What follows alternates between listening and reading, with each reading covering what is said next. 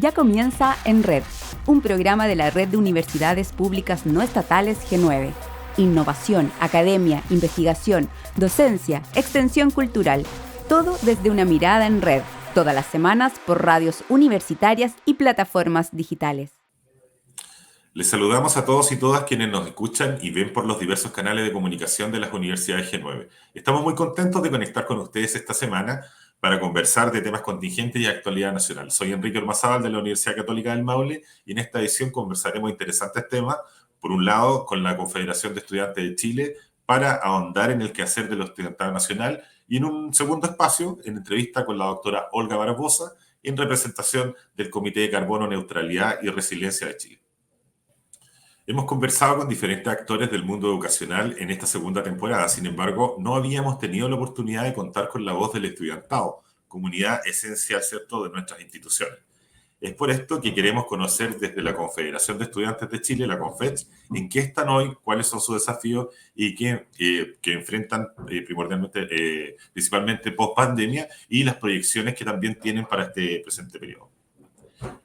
Para abordar este tema nos acompaña hoy Maximiliano Andrade, quien es coordinador general de la Federación de Estudiantes de la Universidad de O'Higgins y vocero nacional de la CONFECH.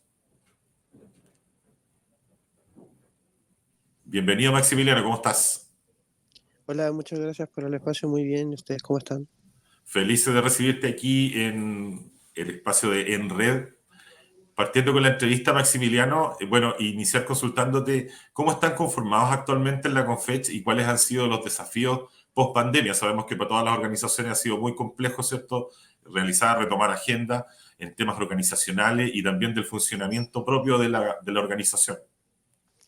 Sin duda, bueno, yo tengo el privilegio de ser uno de los pocos voceros que ha podido ser reelecto, entonces me ha podido tocar ser testigo presencial de la reconformación de la CONFECH en post pandemia, y ha sido un proceso duro, un proceso de harto despliegue territorial, quizás no tan vistoso para la televisión o quizás para las movilizaciones, pero sin duda como federaciones a lo largo de todo Chile hemos hecho, como dije, un despliegue en ir a la universidad, en estar, en llevar el pleno de la CONFECH, que es la Asamblea General, a todas partes de Chile. Esto quiere decir que el año pasado, por ejemplo, estuvimos sesionando en Magallanes, en Punta Arenas, y la siguiente sesión fue en Iquique, descentralizando completamente las decisiones que antes simplemente se tomaban en Santiago, en Viña del Mar. Ahora también se toman en Rancagua, mi ciudad, donde también albergó por primera vez un CONFECH el año 2022, post pandemia. Entonces estamos viviendo un proceso de reconfiguración de actores, de volver a ver las confianzas. Ahora este año volvió a sumarse la FECH a lo que es la mesa ejecutiva de la CONFECH.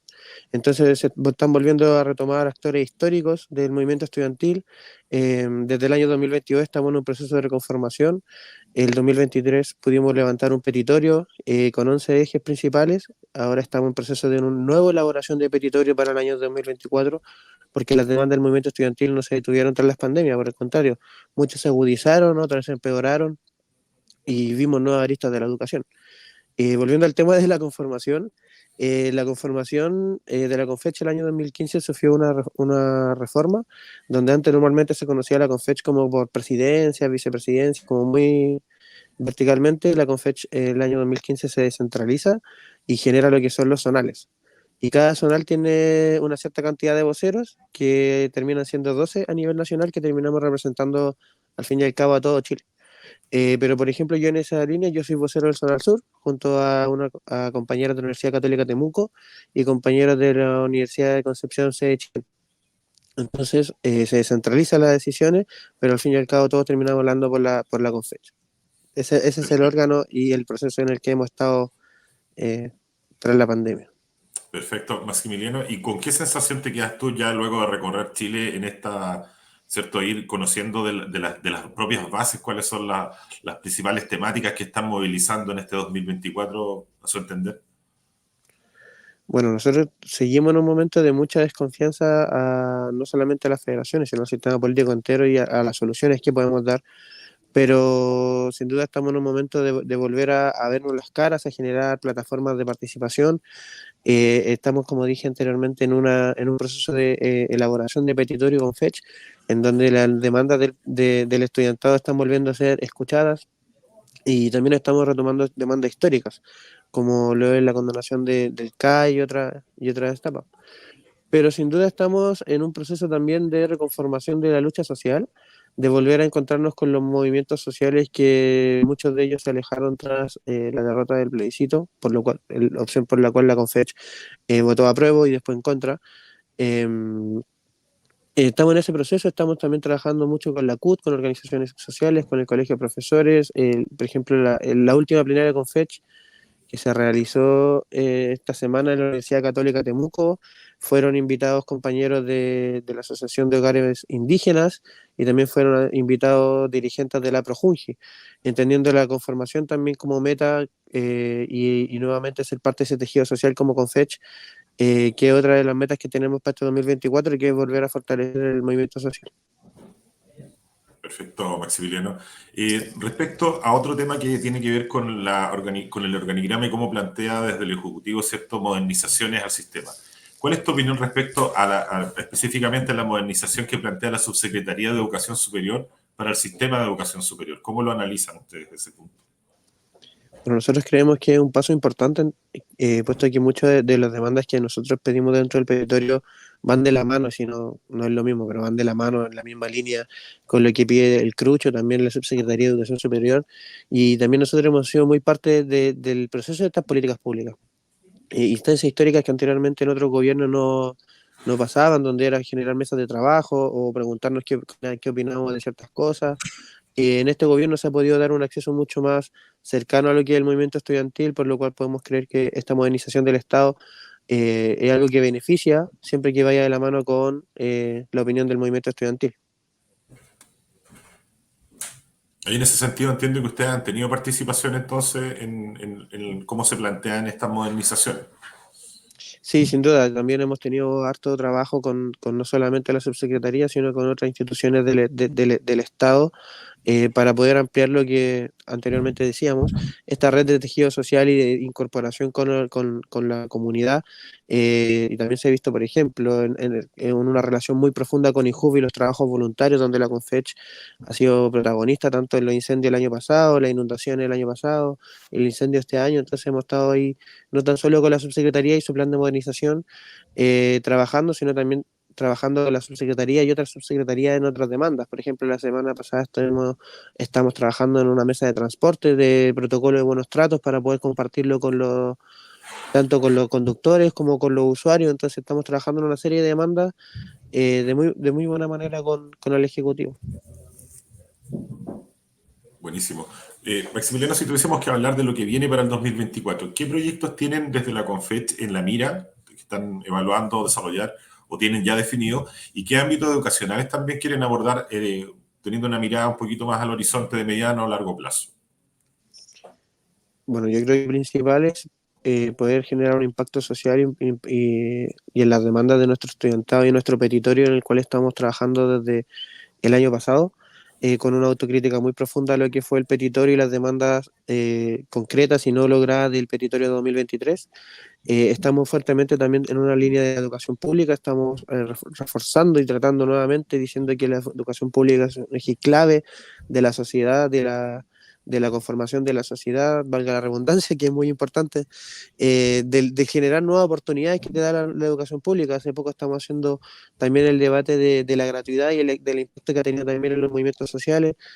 Ahora muchas de las federaciones están lideradas, incluyéndome, por compañeros que tenemos gratuidad, que anteriormente no teníamos pensado poder entrar a la universidad, ahora tenemos cargo de dirigencia gracias a compañeros y luchas anteriores. Entonces nosotros tenemos marcadísimo la lucha por la educación pública.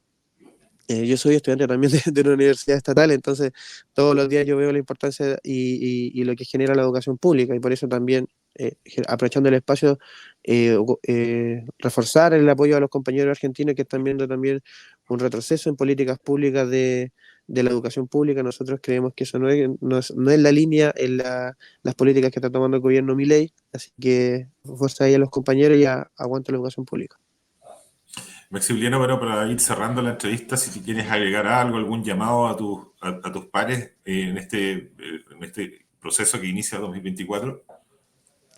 Sí, sin duda, que se acerquen, que nos volvamos a encontrar, que las plenarias del Confecho son abiertas, que se acerquen a sus representantes, a sus otros estudiantes, que le pregunten qué está pasando. Normalmente nosotros somos una organización súper abierta, como decíamos, siempre tenemos compañeros del movimiento social, compañeras del movimiento social invitadas a nuestras plenarias para que nos podamos trabajar no solamente en las demandas del movimiento estudiantil, sino en las demandas de todo el movimiento social. Invitarlo a trabajar también en este territorio. Estamos en un proceso de comisiones donde es importantísima la voz de las bases. Si bien nosotros como dirigentes hablamos harto con las bases, nada más importante que la voz principal, que son nuestros compañeros. Invitarlos también a participar en las manifestaciones que se vienen, principalmente en el ámbito educacional. Así que bienvenido a participar. La Confecha está organizando, está volviendo a ser lo que era, como dice un meme por ahí. Así que completamente invitados y agradecidos por el espacio. Gracias a ti, Maximiliano. Bueno, conversamos recién con Maximiliano Andrade, quien es coordinador general de la Federación de Estudiantes de la Universidad O'Higgins y vocero nacional de la Confederación de Estudiantes de Chile, ¿cierto? Que nos compartía el acontecer y la actualidad respecto a esta organización que representa, sin duda, a un estamento importante de nuestras instituciones a lo largo del país. Gracias, Maximiliano, por tu tiempo. Que tengas excelente jornada. Muchas gracias por el espacio, que esté muy bien.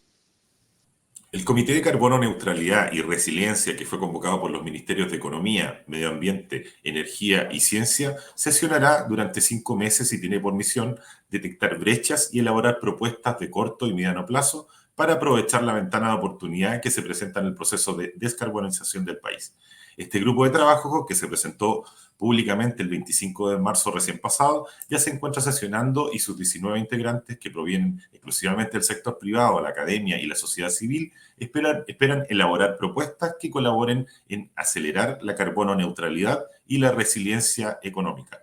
Para hablar respecto a este tema, nos acompaña hoy día la doctora Olga Barbosa, quien es académica del Instituto de Ciencias Ambientales y Evolutivas de la Facultad de Ciencias de la Universidad Austral de Chile y directora de Relaciones Internacionales de esta misma casa de estudios, quien es una de las integrantes de este comité. Buenos días, Bienvenida, Enrique. Olga. ¿Cómo estás? Muy bien, gracias. Muchas gracias por la invitación al programa. Gracias a ti por tu tiempo y disponibilidad con nosotros en red. Partiendo con la entrevista, doctora, ¿cuál es la relevancia país que usted ve que tiene el Comité de Carbono Neutralidad y Resiliencia? Y si nos puede comentar también cuál es la inquietud que dio vida, que dio motivo a que se origine este organismo. Ya, mira, de hecho, justamente creo que las dos razones de su importancia tienen que ver con quienes la componen, ¿cierto? Y la inquietud. Nosotros como país nos hemos propuesto llegar a la carbono neutralidad en el 2050, ya no nos queda demasiado, ¿ya? Y con un hito importante al 2030. Y bueno, no, el tema de carbono neutralidad muchas veces y la transición a, que es lo más importante, ¿cierto? Cómo transitamos a, es algo que se ha escapado un poquitito de la agenda en los últimos meses y quizás el último año por contingencias que son, por supuesto, que muy importantes, ¿ya? Entonces, el gobierno llama a este comité de transición hacia la carbono neutralidad y tiene un elemento muy importante que dice y resiliencia. Eso tiene que ver con una mirada bastante moderna y basada en la ciencia que tiene, digamos, esta iniciativa, y que es que nosotros no tenemos que solamente optar por llegar a un camino, a un término, ¿cierto? Por ejemplo, un objetivo, la carbono neutralidad, sino que además tenemos que lograr llegar a este término que tiene que ver con la resiliencia y que es que en el fondo estemos preparados para los cambios. Entonces hay también un reconocimiento de la situación en la que vivimos hoy día, que no solamente es dificultad, o sea, digamos, que en el fondo no es solamente importante porque nos encontramos en un momento en donde la crisis de la biodiversidad y del cambio climático es tal, sino que es un momento en donde entramos a una incertidumbre muy importante respecto de muchos temas. Interesante esta mirada también interdisciplinaria que se da al interior del trabajo de este organismo. ¿Qué nos puede comentar respecto a este funcionamiento que han vivido en estos primeros momentos de conformación? Muchas gracias, Enrique. Mira, de hecho, perdón, creo que no lo expliqué también, digamos, diciendo que este es el segundo punto de lo importante, ¿cierto? ¿Cómo está conformado el comité? El comité está conformado por un sector privado, con personas de instituciones bastante interesantes desde el punto de vista del efecto que pueden tener si es que se toman si en el fondo encontramos el camino adecuado para transitar hasta carbono neutralidad. También hay personas que son del ámbito de las ONG, ¿cierto? Las organizaciones no gubernamentales por la conservación, ¿cierto? Y el mejor manejo de la naturaleza, lo cual es importante porque el cambio climático no está aislado, está asociado a una crisis de biodiversidad. Y habemos algunos de la academia. Y hay otro elemento importante que tiene que ver con que quienes estamos de la academia somos de regiones, ¿ya? Hay de la Universidad de Concepción y la Universidad Austral, y también hay un componente de paridad de género importante en el comité. Somos gente que somos bastante, diría yo, activos y activas en los ámbitos que cada uno participamos, y digamos como alto nivel respecto de la posibilidad de tomar ciertas decisiones o también de influir, ¿cierto?, en ciertos medios. Uno de los desafíos más grandes justamente tiene que ver con esta diversidad, que por un lado muy buena, ¿cierto? Pero por otro lado, no es que no sea buena, sino que en el fondo nos genera el desafío de poner los puntos en común. Por ejemplo, tenemos dentro del comité, nos hemos dividido un grupo, que son grupos transversales, que luego con la metodología que existe, nosotros transitamos alrededor de estos grupos. Yo, por ejemplo, estoy en el grupo de ganadería y agricultura que transita hacia la carbono neutralidad, pero tenemos otro grupo que tiene que ver con la seguridad hídrica y hay otro que tiene que ver con ciudades, y un último que es muy importante, que tiene que ver cómo las industrias transitan hacia la carbono neutralidad. Entonces, obviamente, cada uno cuando está en su tema puede, digamos, discutir de una manera bastante activa y concreta, pero cuando te tocas esta ronda en donde te sientas, como por ejemplo con cómo la industria tiene que llegar a la carbono neutralidad, es súper interesante cómo uno puede dar puntos de vista que a ese grupo en particular, por estar muy asociado a ese tema, no se le ocurren. Y entonces también este proceso tiene una metodología que es bastante robusta y a mí me alegra mucho que así sea, porque muchas veces uno participa en comités, comisiones, etcétera, y no siempre hay una metodología que te da, ¿cierto?, la luz de que vas a llegar a un objetivo. Clarísimo.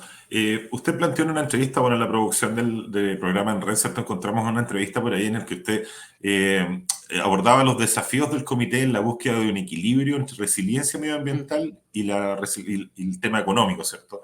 Lo cual resulta vital para el buen desempeño y desarrollo de esta experiencia. ¿Cómo creen que se logrará este punto, entendiendo que es muy ambicioso lo que plantean, y qué ideas también han ido discutiendo para alcanzar esta meta, que es súper relevante para el país? Mira, aparte de los desafíos, cuando uno trabaja, claro, cuando uno viene de la academia, siempre te dice, no, pero es que lo que pasa es que usted en el fondo es muy teórica. No es mi caso, porque yo trabajo con el sector privado en conservación hace ya 15 años.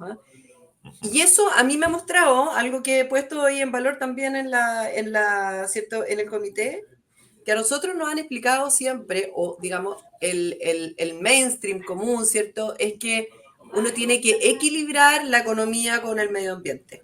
Y eso la verdad es que no es así. No es así porque no son dos componentes, son muchos componentes. Y este es un sistema complejo y es de ahí donde desde la academia podemos aportar un montón.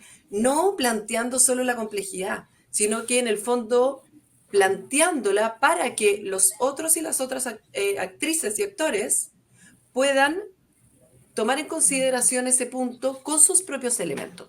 Entonces, ¿a qué me refiero con esto? Voy a poner el ejemplo de algo que está bien, digamos, candente en este momento, el desarrollo de la industria del hidrógeno verde en Magallanes. ¿Ya? Bueno, en Chile en general, digamos en Antofagasta también, pero voy a ver, ¿cierto?, en Magallanes. No puede desarrollarse la industria si es que en el fondo no consideramos los pros y los contras de aquello, por supuesto, ¿no es cierto? Pero eso no son solamente, digamos, elementos que tienen que ver con la economía, por ejemplo, las ventajas que Magallanes puede tener, ¿cierto?, con este desarrollo de la economía, sino que también cuál es el aporte, por ejemplo, de las empresas a la descarbonización de Magallanes. ¿Cuál es el aporte que esa empresa o esa industria puede tener respecto a la consideración, ¿cierto?, de los daños eventualmente ambientales que puede ocurrir, por ejemplo, con los parques eólicos o como el proceso, ¿cierto?, de esta industria en relación a la utilización de agua y el vertimiento eventual, ¿cierto?, en el mar. Entonces, cada acción que nosotros tomamos tiene un impacto. El punto entonces es comprender cuáles son sus impactos, cómo esos impactos no solamente generan un daño o un beneficio, ¿cierto? Como de esta manera dicotómica, sino que también cómo impactan positivo o negativamente a la resiliencia de un sistema. Ese es el tipo de conversaciones que nosotros tenemos que tener en este comité, que son conversaciones que, ¿cierto?, en el ámbito científico, medioambiental y de cambio, ¿cierto?, de cambio climático, biodiversidad, etcétera, con el componente social le llamamos componentes transformativos o rutas transformativas, porque realmente el desafío que tenemos ahora en el mundo y en Chile no lo podemos abordar de la forma que lo hemos abordado siempre. Eso es algo que está clarísimo. Y ese es uno de los puntos, de nuevo, que la academia aporta mucho en este comité, ¿cierto? Como llevándolo de vuelta con el conocimiento de última generación, de última mano, el conocimiento de frontera, a la discusión de problemas concretos que tienen que ver con el cambio climático en este caso y la resiliencia, que la resiliencia nunca vamos a lograrla si no nos damos cuenta de la importancia de la biodiversidad en el mismo contexto de cambio climático. Para quienes nos escuchan y nos siguen a través de redes, ¿alguna manera de poder contactarlo a ustedes o poder seguir la gestión que están desarrollando en el Comité de Carbono, Neutralidad y Resiliencia? ¿Tienen alguna página web, algunas coordenadas que nos puedan compartir? Sí, hay una página web que se llama Carbono Neutralidad, o sea, digamos el nombre del comité, no me lo sé exactamente ahora, no sé si en este momento ya está online, pero si entran al Ministerio de Economía, porque el Ministerio de Economía es quien dirige, ¿cierto?, en conjunto con Medio Ambiente, Energía y Ciencia y Tecnología. Ahí pueden entrar y todas las actas están públicas. Los currículum de las personas que están participando y eso es importante porque en el fondo queremos que este proceso sea transparente y además está abierto a los comentarios de quienes quieran hacer comentarios a través de esa plataforma. Yo me comprometo a enviar el link, pero como les digo, si entran a la página web del Ministerio de Economía van a poder encontrar, el lugar hacia donde ir. Agradecemos tu tiempo a la doctora Olga Barbosa, ¿cierto?, académica del Instituto de Ciencias Ambientales y Evolutivas de la Facultad de Ciencias de la Universidad Austral de Chile y directora de Relaciones Internacionales de la misma Casa de Estudios. Que tengas una excelente jornada, Olga. Igualmente, Enrique, muchas gracias por la invitación a este importante programa. Bien, quedamos en red. Es el momento de informarnos de las noticias destacadas de nuestras universidades que conforman la Red G9. Tenemos novedades desde la Pontificia Universidad Católica de Chile, la Universidad Católica de la Santísima Concepción y la Universidad Austral de Chile. Hola, soy Rocío Cano Muñoz, periodista de la Dirección de Comunicaciones UC, y hoy les traigo una buena noticia. Se inauguró el supercomputador de mayor potencia en Chile para la observación astronómica. Financiado por el Centro de Astrofísica y Tecnologías Afines, CATA, Gerión 3 se encuentra instalado en el Instituto de Astrofísica de la Universidad Católica en el campus San Joaquín. Desde allí, Gerión 3 permitirá almacenar grandes cantidades de datos y realizar simulaciones para investigar, por ejemplo, cómo se forman las galaxias. Si bien su foco estará puesto en la astronomía, también estará abierto a otras áreas de la física a la biología y desde la academia hasta la industria, contribuyendo al país con tecnología de alto nivel. Ezequiel Treister, académico de Astrofísica UC y subdirector del Centro CATA, nos cuenta al respecto. Este supercomputador se va a dedicar principalmente al análisis de las grandes cantidades y los grandes volúmenes de datos que generan tanto los grandes observatorios instalados en Chile, tanto los actuales como ojalá estar preparado para los futuros que están actualmente en construcción, y además para realizar simulaciones y cálculos avanzados computacionales que resuelven problemas específicos de la astrofísica. La adquisición del supercomputador aumenta significativamente nuestra capacidad computacional, logrando una comprensión más profunda de los fenómenos físicos que tienen lugar en el universo. Este martes 29 de abril, la Universidad Católica de la Santísima Concepción realizó el lanzamiento del proceso de fortalecimiento de su cultura organizacional. En la siguiente nota les invitamos a conocer este importante hito para la Casa de Estudios. En las últimas 3 décadas, el mundo ha cambiado tan rápidamente como pocas veces en la historia de la humanidad. La globalización, las transformaciones sociales y culturales, la masificación de Internet y la irrupción de la inteligencia artificial han modificado radicalmente la forma en que nos relacionamos. Por eso, debemos seguir trabajando para fortalecer las capacidades de gestión académica y administrativa, respondiendo a la complejidad e integralidad de nuestro quehacer actual. No se trata de cambiarlo todo, sino de mantener lo bueno y aprovechar las oportunidades para avanzar hacia la gestión eficiente de los recursos, a través de servicios concordantes con el desarrollo de nuestra universidad. Desde la Universidad Austral de Chile les saluda Viviana Paredes, periodista de la Dirección de Comunicaciones. Plantas, semillas y caracterización genética son parte del apoyo que la Universidad Austral de Chile ha entregado al Jardín Botánico Nacional de Viña del Mar, tras el lamentable incendio sufrido a inicios de este año en la región de Valparaíso. Al respecto, el director subrogante del Jardín Botánico de nuestra Casa de Estudios, Dr. Gerhard Jess, indicó lo siguiente. Nuestra alianza con el Jardín Botánico Nacional de Viña del Mar no es reciente. De hecho, el año pasado tuvimos un intercambio de especies ya entre investigadores de acá de nuestra universidad y el Jardín Botánico de Viña del Mar. En la última reunión que tuve con ellos, con el director Alejandro Peirano, hace un par de semanas, renovamos nuestro compromiso y ahora sí pensando en avanzar en la caracterización genética de especies clave de ambos jardines y posteriormente continuar con el resto, tener una idea de todo en realidad de nuestro banco, el banco genético que representan ambos jardines botánicos. Fruto de esta colaboración constante se ha hecho intercambios de distintas especies representativas de sus zonas climáticas. Recordar que los jardines botánicos son colecciones vivas, por tanto es posible que la flora que llegó al Botánico Watch desde el Botánico Nacional pueda retornar, contribuyendo a su recuperación y renovada puesta en valor. Agradecemos a quienes semanalmente nos acompañan por las diversas plataformas comunicacionales de las universidades G9. Soy Enrique Ormazábal de la Universidad Católica del Maule y nos conectamos la próxima semana con más contingencia nacional en materia de educación superior y educación en general. Y recuerden visitar el sitio web www.redg9.cl, donde también pueden escuchar nuestro programa en red. Hasta pronto. Finaliza En Red, espacio de conversación e información de educación superior nacional. Nos escuchas y ves semanalmente en radios universitarias y plataformas digitales de las universidades G9. Una invitación de la Red de Universidades Públicas No Estatales G9.